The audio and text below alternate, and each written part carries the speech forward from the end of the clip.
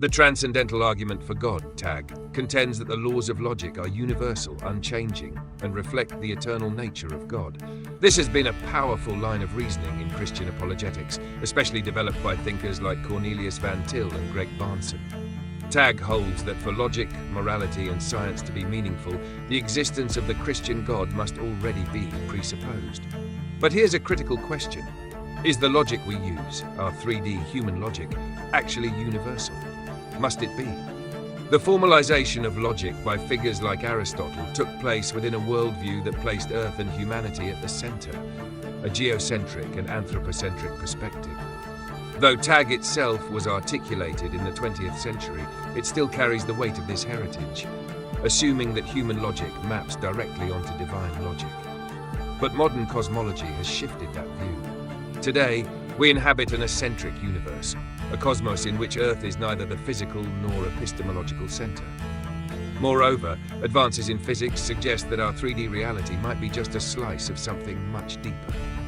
As physicist Brian Greene puts it, what we observe in 3D may be a holographic projection of deeper, higher dimensional processes.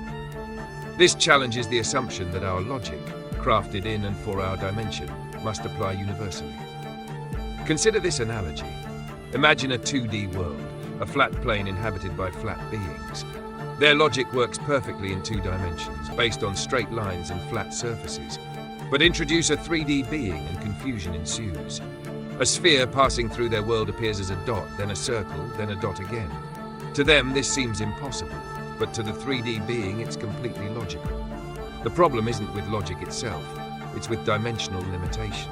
What if the same applies to us? What if God's logic transcends our dimension, and what we perceive as universal laws are actually accommodated expressions tailored for our 3D understanding? This is where RTAG, the re-engineered Transcendental Argument for God, steps in. RTAG agrees that logic reflects God's nature, but it avoids assuming that our finite reflection captures his infinite essence. Instead, it sees logic as a dimensional accommodation, a faithful, but filtered, projection of God's reason into a form we can grasp. Like a shadow cast from a higher dimension, it is true within its bounds, but not exhaustive. As Isaiah 55:8 reminds us, "My thoughts are not your thoughts, neither are your ways my ways." RTAG takes this not only theologically, but cognitively. God reveals himself in a way that fits our design. We don't need access to all divine logic to trust him, only faith that what has been revealed is sufficient for our salvation and understanding.